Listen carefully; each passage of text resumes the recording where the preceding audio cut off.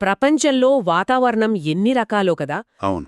ఒకవైపు చూస్తే అమెజాన్ అడవుల్లో ఆ ఊపిరాడని తేమ, మరోవైపు అంటార్కిటికాలో రక్తం గడ్డగట్టించే చలి. నిజమే.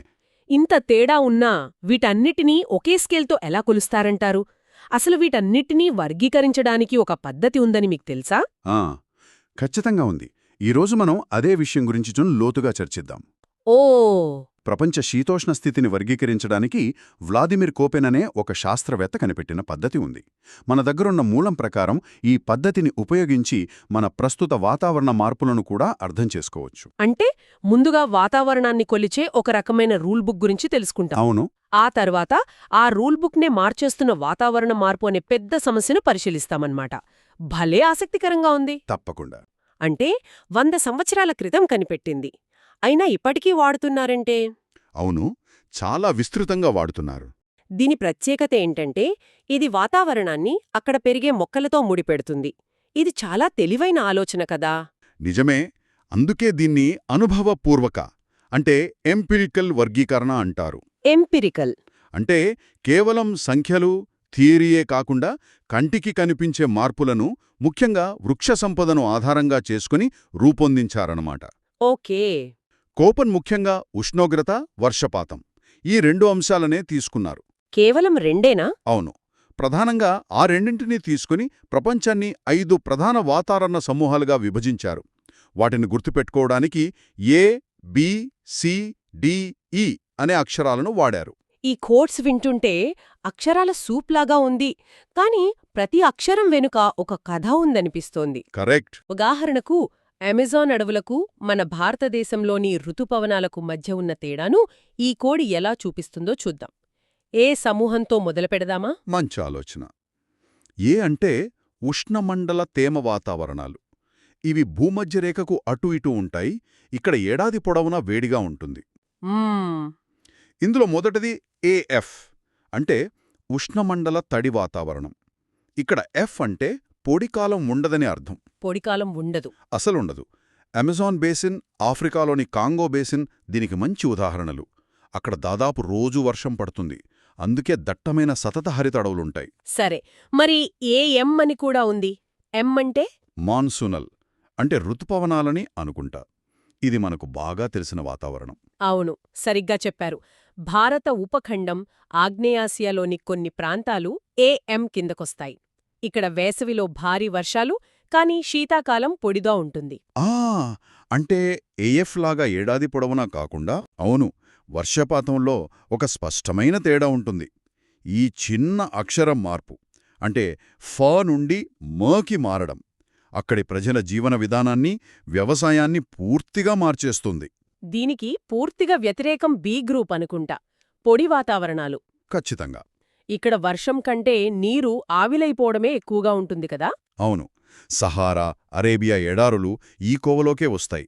మన దగ్గరున్న మూలాల్లో ఒక ఆశ్చర్యకరమైన విషయం ఉంది. ఏంటది? 1922లో లిబియాలోని అల్ అజీజియా అనే ప్రదేశంలో నీడలోనే ఉష్ణోగ్రత ఏకంగా 58 డిగ్రీల నమోదైందట. 58 డిగ్రీలా? నీడలోనేనా? అమ్మో, అంటే ఎండలో ఉంటే పరిస్థితేంటి? మన దగ్గర 45 డిగ్రీల దాటితేనే ఇళ్ల నుండి బయటకు రాలేం. 58 డిగ్రీలు ఊహించుకోడానికే భయంగా ఉంది. నిజమే. ఇక మిగిలిన వాతావరణాలు చూస్తే అవి ప్రాథమికంగా ఉష్ణోగ్రత ఆధారంగా విడిపోతాయి. ఉమ్, సి అంటే మన హైదరాబాదు లాంటి మధ్యస్థ ఉష్ణోగ్రతలు. అంటే మరి వేడి కాదు, మరి చలి కాదు. ఓకే. డి అంటే ఢిల్లీలో లాగా తీవ్రమైన చలికాలాలు, హిమపాతం ఉండే ప్రదేశాలు. ఇవి సాధారణంగా ఖండాల మధ్యభాగంలో ఉంటాయి. ఇక చివరిది ఈ అంటే ధృవ ప్రాంతాలు, అంటార్కిటికా, గ్రీన్లాండ్ లాంటివి. అక్కడ మనిషి జీవించడమే కష్టం కదా. అవును. అక్కడ 2 రకాలుంటాయి. ఒకటి టుండ్రా అంటే ఈటీ. ఇక్కడ నేల శాశ్వతంగా గడ్డకట్టి ఉంటుంది. పర్మాఫ్రాస్ట్ అంటారు కదా. అవును, దాన్నే పర్మాఫ్రాస్ట్ అంటారు. వేసవిలో పైన కొన్ని అంగుళాలు మాత్రమే కరుగుతుంది. రెండోది ఐస్ క్యాప్ అంటే ఈఎఫ్. ఇక్కడ ఏడాది పొడవునా ఉష్ణోగ్రత 0 కంటే తక్కువే. అంటే ఈ వర్గీకరణలో ప్రతి కేటగిరీకి ఒక ప్రత్యేకమైన జీవన విధానం, జీవవైవిధ్యం అన్నీ ముడిపడి ఉంటాయి అన్నమాట. సరిగ్గా చెప్పారు. ఈ కోపెన్ మ్యాప్ చూస్తుంటే దేశాల సరిహద్దుల్లాగే ఈ వాతావరణ సరిహద్దులు కూడా స్థిరంగా ఉంటాయనిపిస్తోంది. కానీ అసలు విషయమేమిటంటే వాతావరణ మార్పు ఈ మ్యాప్ను మన కళ్ల ముందే తిరిగి గీస్తోంది కదా. చాలా ముఖ్యమైన ప్రశ్న అడిగారు. అంటే ఒకప్పుడు సి కేటగిరీలో ఉన్న ప్రాంతం ఇప్పుడు బి కేటగిరీలోకి జారిపోతోందా? అదే నేటి అతిపెద్ద సవాలు. చూడండి, వాతావరణం ఎప్పుడూ మారుతూనే ఉంటుంది.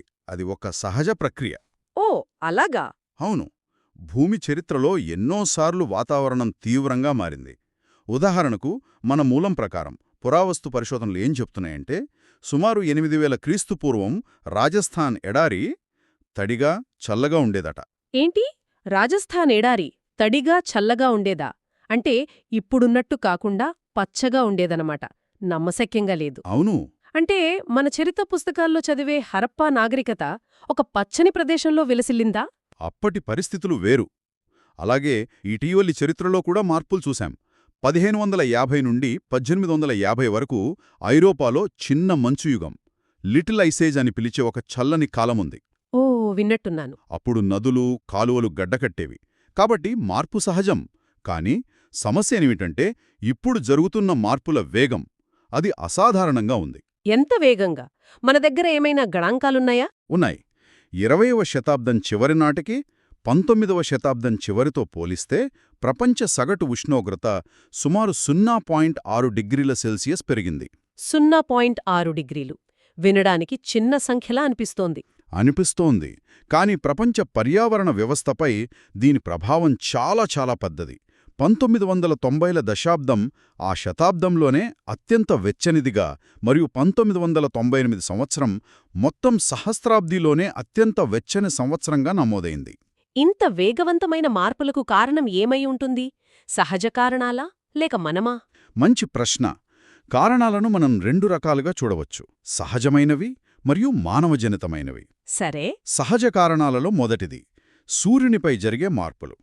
సూర్యునిపై సన్ స్పాట్స్ అంటే నల్లమచ్చలుంటాయి గదా. అవును. వాటి సంఖ్య పెరిగినప్పుడు వాతావరణం కొంచెం చల్లగా, తగ్గినప్పుడు కొంచెం వెచ్చగా ఉంటుందని కొందరు శాస్త్రవేత్తలు నమ్ముతారు. కానీ దీనికి బలమైన ఆధారాలు లేవని మన మూలం స్పష్టం చేస్తోంది. సరే, మరో సహజ కారణం ఏమైనా ఉందా? ఉంది. రెండోది మిలాన్కోవిచ్ డోలనాలు. అదెలా ఉంటుంది? ఇది వినటానికి కొంచెం క్లిష్టంగా ఉంటుంది, కానీ సులభంగా చెప్పాలంటే భూమి ఒక బొంగరంలా తిరుగుతున్నప్పుడు కొద్దిగా అటు ఇటు ఊగుతుంది కదా. అవును, ఊగుతుంది. కొన్ని వేల సంవత్సరాల కాలంలో ఈ ఊపు వల్ల, భూమి కక్షలో వచ్చే చిన్న మార్పుల వల్ల సూర్యుడి నుండి మనకు అందే ఎండలో మార్పులొస్తాయి. అవే మంచుయుగాలకు, వెచ్చని కాలాలకు కారణమవుతాయి. ఓకే. కాని ఇది చాలా నెమ్మదిగా జరిగే ప్రక్రియలా ఉంది. అవును, వేల సంవత్సరాల పాటు జరిగే ప్రక్రియ ఇది. అంటే ఇప్పుడు మనం చూస్తున్న వేగవంతమైన మార్పులకు ఇవి కారణం కాదన్నమాట. అర్థమైంది. మరి భూమి మీద జరిగే సహజ కారణాల సంగతేంటి? అగ్నిపర్వతాలు లాంటివి. అవును, అగ్నిపర్వత విస్ఫోటనాలు వాతావరణాన్ని ప్రభావితం చేస్తాయి. అవి పేలినప్పుడు వాతావరణంలోకి ఏరోసోల్స్ అనే సూక్ష్మ ధూళికణాలను విడుదల చేస్తాయి. ఏరోసాల్స్. ఈ కణాలు ఒక తెరలా ఏర్పడి సూర్యరశ్మిని అడ్డుకొని తిరిగి అంతరిక్షంలోకి పంపిస్తాయి. దీనివల్ల తాత్కాలికంగా భూమి చల్లబడుతుంది. ఒక్క నిమిషం, ఇది వినడానికి విచిత్రంగా ఉంది. అంటే అగ్నిపర్వతాలు పేలడం ఒక రకంగా మంచిదేనా? వాతావరణాన్ని చల్లబరుస్తున్నాయి కదా. గ్లోబల్ వార్మింగ్కు ఇది పరిష్కారం కాగలదా? అది ఆసక్తికరమైన ఆలోచనే. కానిది తాత్కాలికం మాత్రమే. 1 లేదా 2 సంవత్సరాలు మాత్రమే ఈ ప్రభావం ఉంటుంది. అంతేనా? అంతే. పైగా దానివల్ల వచ్చే యాసిడ్ వర్షాలు, గాలి కాలుష్యం వంటి ఇతర నష్టాలు చాలా ఎక్కువ. అంటే తలనొప్పికి తలనరుకున్నట్లు ఉంటుంది. సమస్యకు ఇది సరైన పరిష్కారం కాదు. అర్థమైంది. సహజ కారణాలు ఇప్పుడున్న వేగాన్ని వివరించలేకపోతున్నాయి. అంటే ఇక మిగిలింది మనమే. మానవ కార్యకలాపాల వల్లే ఇదంతా జరుగుతుందా? అవును, శాస్త్రవేత్తలు బలంగా నమ్మేది అదే. ముఖ్యంగా గ్రీన్హౌస్ వాయువుల పెరుగుదల. దీన్నే మనం గ్లోబల్ వార్మింగ్ అంటున్నాం. Global warming. మన మూలంలో ఒక మంచి ఉదాహరణ ఉంది. ఎండలో పార్క్ చేసిన కారు లోపల బయట కంటే చాలా వేడిగా ఉంటుంది కదా. అవును, అద్దాలు మూసేసి ఉంటే లోపల ఉండలేనంత వేడిగా ఉంటుంది. మన భూమి కూడా ఇప్పుడు అదే పరిస్థితిలో ఉంది. కారు అద్దాలాగే మన వాతావరణంలోని కొన్ని వాయువులు భూమి నుండి వెలువడే వేడిని బయటకు పోకుండా బంధిస్తున్నాయి. ఓ వీటినే గ్రీన్హౌస్ వాయువులు అంటారు. కార్బన్ డయాక్సైడ్ అంటే CO2, మీథేన్, క్లోరోఫ్లోరోకార్బన్లు ఇవన్నీ వాటిలో ముఖ్యమైనవి. ఈ వాయువులలో CO2 గురించే ఎక్కువగా వింటుంటాం. ఇది పెట్రోల్, డీజిల్, బొగ్గు వంటి శిలాజ ఇంధనాలను మండించటం వల్ల ఎక్కువగా విడుదలవుతుంది కదా. సరిగ్గా చెప్పారు. పారిశ్రామిక విప్లవం మొదలైనప్పటి నుండి మనం విపరీతంగా శిలాజ ఇంధనాలను వాడుతున్నాం. దీనివల్ల వాతావరణంలో CO2 గాఢత ప్రమాదకర స్థాయిలో పెరిగింది. దీనికి తోడు అటవీ నిర్మూలన కూడా ఒక సమస్యే కదా. చాలా పెద్ద సమస్య. అడవులు సహజంగా CO2ను పీల్చుకుని మనకు ఆక్సిజన్ను ఇస్తాయి. వాటిని మనం కార్బన్ సింక్స్ అంటాం. ఆ అడవులను నరికివేయడం వల్ల వాతావరణంలో CO2ను తగ్గించే సహజ ప్రక్రియకు ఆటంకం కలుగుతోంది. ఇక క్లోరోఫ్లోరోకార్బన్లు అంటే CFCలు, ఇవి ఫ్రిడ్జ్లు, ఏసీలలో వాడేవాళ్లం కదా. ఇవి ఓజోన్ పొరను నాశనం చేస్తాయని మనకు తెలుసు. అవును, CFCలు చాలా శక్తివంతమైన గ్రీన్హౌస్ వాయువులు. ఇవి CO2 కంటే వేల రెట్లు ఎక్కువ వేడిని బంధించగలవు. వేలరట్నా? అవును. అదృష్టవశాత్తు అంతర్జాతీయ ఒప్పందాల ద్వారా వీటి వాడకాన్ని చాలా వరకు నియంత్రించారు. కానీ అప్పటికే జరగాల్సిన నష్టం జరిగిపోయింది. ఈ గ్రీన్హౌస్ వాయువులన్నీ కలిసి భూమిని ఒక దుప్పటిలా కప్పి వేడెక్కిస్తున్నాయి. దీని పర్యావసనాలు మనం ఇప్పటికే చూస్తున్నాం. ధృవాల వద్ద హిమానీనాదాలు, మంచు ఫలకాలు కరిగిపోతున్నాయి. అవును. దీనివల్ల సముద్రం మట్టాలు పెరుగుతున్నాయి. ప్రపంచవ్యాప్తంగా ఎన్నో తీరప్రాంత నగరాలు, బంగ్లాదేశ్, మాల్దీవులు వంటి దేశాలు మునిగిపోయే ప్రమాదముంది. ఇది కోట్ల మంది ప్రజల జీవితాలను ప్రభావితం చేసే అతి పెద్ద సమస్య. ఈ సమస్యను పరిష్కరించడానికి ప్రపంచ దేశాలు ప్రయత్నాలు చేస్తూనే ఉన్నాయి. మన దగ్గరున్న మూలం 1997 నాటి క్యోటో ప్రోటోకాల్ గురించి ప్రస్తావించింది. Kyoto protocol. అవును. పారిశ్రామికంగా అభివృద్ధి చెందిన దేశాలు తమ ఉద్గారాలను తగ్గించుకోవాలని ఈ ఒప్పందం నిర్దేశించింది. ఇది ఒక ముఖ్యమైన మొదటి అడుగు అని చెప్పాలి. కానీ అది 1997 నాటి మాట. అప్పటికీ ఇప్పటికీ చాలా మారిపోయింది. అది సరిపోయిందా? సరిపోలేదు. క్యోటో ప్రోటోకాల్ ఒక మంచి ప్రారంభం. కానీ దాని లక్ష్యాలు పరిమితంగా ఉన్నాయి. కొన్ని పెద్ద దేశాలు దానిలో చేరలేదు. అందుకే ఆ తర్వాత ప్యారిస్ ఒప్పందం వంటి మరిన్ని ఒప్పందాలు వచ్చాయి. సమస్య సంక్లిష్టమైనది కావడంతో ప్రపంచ దేశాలన్నీ ఒకే తాటిపైకి రావడం కష్టంగా ఉంది. కాబట్టి ఈరోజు మనం కోపెన్ పద్ధతి అనే ఒక వాతావరణ పటంతో మొదలుపెట్టాం. అవును. ఎఫ్ నుండి ఈటీ వరకు వివిధ రకాల వాతావరణాలను, వాటి ప్రత్యేకతలను చూశాం. కాని మన చర్చ చివరికి వచ్చేసరికి ఆ పటమే స్థిరం కాదని, దాన్ని మానవ కార్యకలాపాలు ఎలా తిరగరాస్తున్నాయో అర్థమైంది. మనం ముఖ్యంగా గుర్తుంచుకోవాల్సింది ఇదే. కోపెన్ వ్యవస్థ మనకు వాతావరణాన్ని అర్థం చేసుకోవడానికి ఒక ఆధారాన్ని, ఒక బేస్లైన్ ఇస్తుంది. కానీ ప్రస్తుతం మనం ఆ బేస్లైన్ను ప్రమాదకరమైన వేగంతో మార్చేస్తున్నాం. ఈ మార్పులను అర్థం చేసుకోవడం, వాటికి అనుగుణంగా మన జీవనశైలిని మార్చుకోవడం, వాటిని ఎదుర్కోవడానికి సమష్టిగా కృషి చేయడం మనందరి బాధ్యత. ఈరోజు చర్చ మనకు చాలా విషయాలను స్పష్టం చేసింది. అయితే శ్రోతలను ఒక ఆలోచనతో వదిలిపెట్టాలనుకుంటున్నాను. తప్పకుండా. ఈ మూలం 1997 నాటి క్యోటో ప్రోటోకాల్ గురించి ప్రస్తావించింది కదా. అవును. అప్పటి నుండి దాదాపు 25 ఏళ్లు గడిచాయి. ఈ కాలంలో మనం చూసిన సాంకేతిక పురోగతి, ముఖ్యంగా సోలార్, ఎలక్ట్రిక్ వాహనాల వంటి టెక్నాలజీలు మరియు వాతావరణ మార్పుల తీవ్రతపై పెరిగిన అవగాహనను పరిగణనలోకి తీసుకుంటే, ఈరోజు అటువంటి ప్రపంచ ఒప్పందం ఎలా ఉంటుంది? అప్పుడు అంతగా ప్రాముఖ్యత లేని ఆర్టిఫిషియల్ ఇంటెలిజెన్స్, క్లైమేట్ జస్టిస్ వంటి ఏ కొత్త సవాళ్లను అది పరిష్కరించాల్సి ఉంటుంది?